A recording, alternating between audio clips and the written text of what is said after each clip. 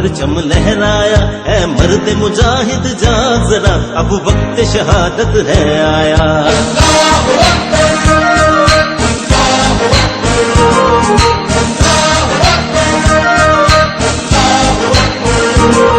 اللہ کی رحمت کا سایہ، توحید کا پرچم لہرایا، اے مرد مجاہد جا ذرا، اب وقت شہادت ہے آیا۔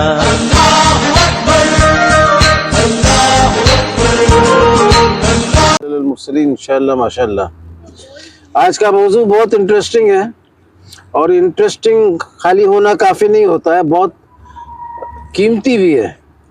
قیمتی اس لیے ہے کہ یہ دنیا کے لوگوں کو اکٹھا کرنے کا بھی ایک منصوبہ ہے، اور یہ اللہ کی طرف سے ایک 4000 سال کا منصوبہ ہے جو ابراہیم علیہ السلام سے شروع ہوا تھا اور محمد صلی اللہ علیہ وسلم کے ٹائم میں ختم ہوا، اور ختم ایسا ہوا کہ وہ ایک رسول پاک صلی اللہ علیہ وسلم کا کردار اس وقت ختم ہوا، لیکن وہ جو قرآن میں دے کے گئے وہ ابھی 100 سال پہلے ظاہر ہوا، اور ابھی تک اس کا معاملہ چل رہا ہے۔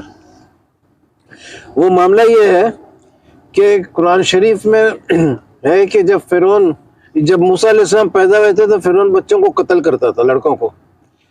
تو موسیٰ علیہ السلام جب پیدا ہوئے تو ان کی ماں نے ان کو 3 مہینہ تک چھپا کر رکھا، لیکن بعد میں مشکل ہوا تو وہی آیا دریا نیل میں چھوڑ دو، تو چھوڑ دی اس میں دریا نیل میں، وہ بہتے ہوئے چلے گئے، اور فرعون کی بیٹی نے ان کو نکالا، اور پھر وہ فرعون کے محل میں چلے گئے، اس کی بیوی جو تھی وہ پالی، یہ سب تو قرآن میں ذکر بھی ہے۔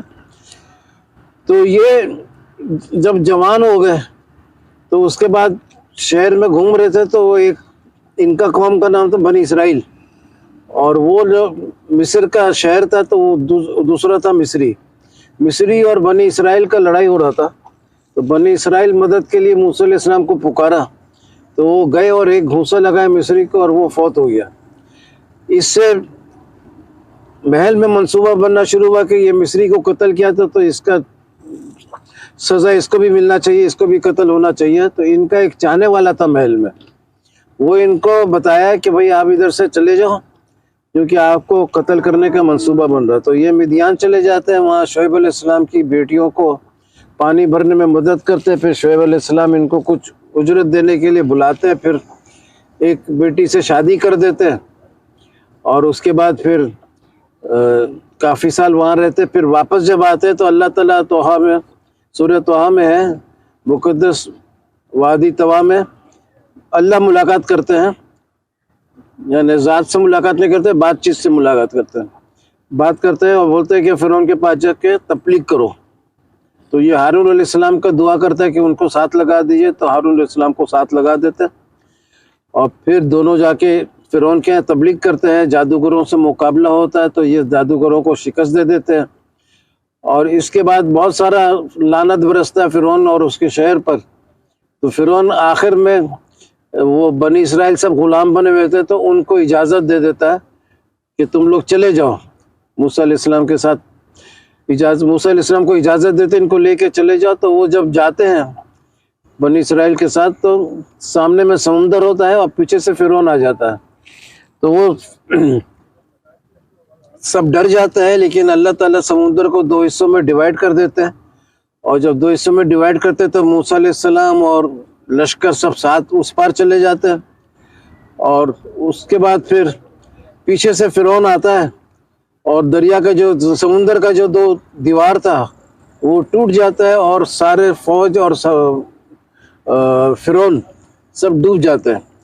تو قرآن میں لکھا ہے کہ جب ڈوبتا ہے، تورات میں بھی ڈوبتا ہے اور قرآن میں بھی ڈوبتا ہے، لیکن تورات میں ڈوبنے کے بعد لاش اوپر آنے کا ذکر ہے، لیکن اور کچھ زیادہ ذکر نہیں ہے، مگر قرآن میں ذکر ہے کہ جب وہ فرعون ڈوبتا ہے تو ایمان لاتا ہے۔ اللہ بولتا ہے کہ تم زندگی گزارے فساد کر کے، تو اب تم آخری وقت میں ایمان ہے تو یہ تو قبول کے لائق نہیں ہے، اور تم کو اب تمہارے لاش کو محفوظ رکھیں گے آنے والے نسلوں کے لیے نشانی بنا کر۔ اچھا، آپ فرعون کو ڈوب کے 2000 سال ہو گیا تھا، ابھی کسی کو نہیں پتا تھا لاش محفوظ ہے، سب بھول گئے تھے، تو قرآن 2000 سال بعد بتایا کہ لاش محفوظ ہے، اور پھر اس کے بعد دکھایا بھی نہیں، کیونکہ اللہ کا کلام ہے، ان کو پتا ہے کہ جب تک میں چاہوں گا یہ محفوظ رہے گا۔ تو اس کے بعد پھر 1300 साल बाद 1898 में इसका लाश डिस्कवर हुआ। 18 तो 100 कुछ साल हुआ। तो जब डिस्कवर हुआ तो बड़े खुशी का इजहार किए यहूदी और क्रिश्चियन लोग के भी, इतना पुराना लाश हमने दरियाफ्त किया जो मूसा अलैहिस्सलाम से लड़ाई करता था। लेकिन जब पता चला कि इसका जिक्र कुरान में, कुरान का सदाकत साबित हो रहा है, तो पहला फिल्म वो लोग बनाए थे 10 कमांडमेंट्स। 10 कमांडमेंट्स का 4 फिल्म बना। पहला फिल्म जो बनाए थे उसको फिरौन को डुबा दिए थे, क्योंकि उनको नहीं पता था कुरान का सदाकत है ये। लेकिन जब पता चला कि कुरान का सदाकत साबित हो रहा है तो फिरौन को डुबाना छोड़ दिया। दूसरा फिल्म जो बना उस फिरौन जो है महल वापस चले जाता है। ये आप लोग खुद देख सकते हैं, नेट में मौजूद है चारों फिल्म। पहला फिल्म में देखना कि डूब जाता है, दूसरे फिल्म में महल वापस चले जाता है, लश्कर डूबता है। अच्छा, तो ये सब बातें थी। लेकिन इसके बाद मेरे को एक बहुत खूबसूरत पॉइंट मिल गया कि जिससे यहूदी और नसारा को भी खुशी का बात मिला। वो ये है कि तौरात में फिरौन के डूबने के 400 साल पहले यूसुफ अलैहिस्सलाम 110 साल की उम्र में फौत हो रहे थे। उन्होंने वसीयत किया कि मैं फौत होने वाला हूँ, तो मेरे लाश को महफूज रखो, और जब तुमको इधर से खुदा निजात देगा तो मेरा लाश को ज़रूर साथ ले जाना। तो उनके लाश को मसाला वसाला लगाकर महफूज करके ताबूत में रख दिए। और उसके बाद लाश ये निजात मिलने में 400 साल लग गया। तो जब मूसा अलैहिस्सलाम को निजात मिला 400 साल बाद, तो उनको याद रहा ये यूसुफ अलैहिस्सलाम के ताबूत का, और वो ताबूत को साथ ले गए। तो अब तौरात में सिर्फ एक लाश का जिक्र है जो लंबे अरसे के लिए महफूज था, वो यूसुफ अलैहिस्सलाम का। कुरान में एक ही लाश का जिक्र है जो लंबे अरसे के लिए महफूज था, वो फिरौन का है। लेकिन दोनों लाश में 400 साल का फ़र्क है। लेकिन एक ही दिन, एक ही वक्त इस मौजज़ाती रास्ते में फिरौन का लाश भी मौजूद था और यूसुफ अलैहिस्सलाम का लाश भी महफूज था। इससे साबित हुआ, और 400 साल का फ़र्क है, जगह भी वही है, और मौजज़ाती रास्ता के ऊपर में कोई आम रास्ता भी नहीं। इससे साबित हुआ कि तौरात और कुरान एक ही अल्लाह का कलाम है। तो जो कुरान पर ईमान रखते हैं वो तौरात का एहतराम करें, और जो तौरात पे ईमान रखते हैं वो कुरान का भी एहतराम करें, कुरान को जलाने वलाने का मंसूबा नहीं करें। अच्छा, ये काफ़ी 38 साल तकरीबन होने वाला, 37.5 से ज़्यादा हो गया। तो लोग एतराज़ इसमें ये करते थे कि तौरात तो तहरीफ हो गया है, वो उसमें मनसूख हो गया, ये हो गया। तो मैंने बोला कि भाई तौरात जो कुछ भी हुआ है, जो हिस्सा तौरात का कुरान से मिलता है वो तो सही मानो। सारा तौरात कौन बोल रहा है सही मानने के लिए? मैं खुद तौरात के खिलाफ भी लिखा हूँ, जो चीज़ उसमें गलत है, तहरीफ हो गया, उसके खिलाफ लिखा हूँ। लेकिन जो चीज़ सही मानो। लेकिन अभी 3-4 महीना पहले एक बहुत खूबसूरत हदीस मिल गया। वो हदीस में ये है कि मूसा अलैहिस्सलाम जब हिजरत कर रहे थे तो उनको रास्ता समझ में नहीं आ रहा था। तो बनी इसराइल के उलमा लोग को बताए कि बुलाए, और बोले कि भाई रास्ता क्यों हम लोग को सभी समझ में नहीं आ रहा। वो लोग बोले कि हम लोग यूसुफ अलैहिस्सलाम से वायदा किए थे कि जब जाएंगे तो आपका लाश साथ ले जाएंगे ताबूत को। तो उनके ताबूत को तो लोग छोड़ के आ गए। फिर वो पूछते किसको पता उनका कब्र कहाँ है? सबने बोला कि नहीं पता, लेकिन एक बुढ़िया शायद बता दे।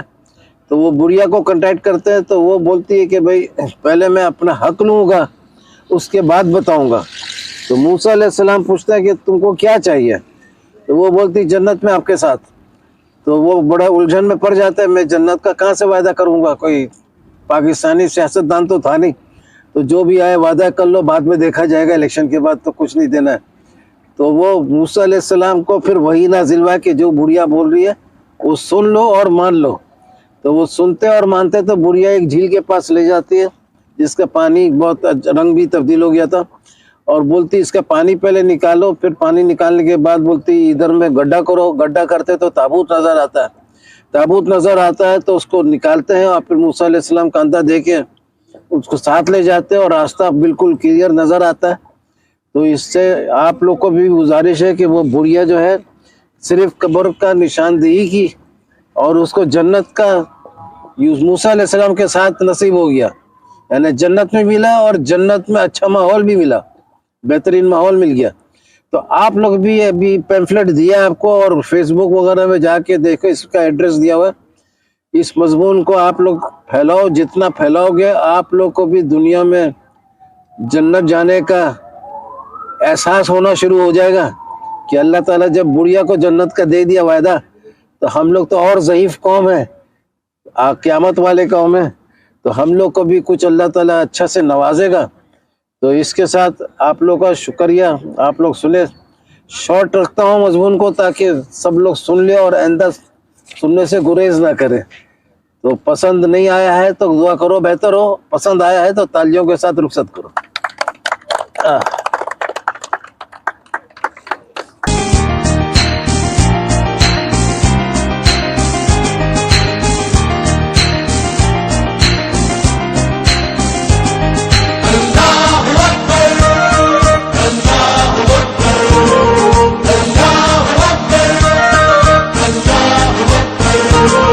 اللہ کی رحمت کا سایہ توحید کا پرچم لہرا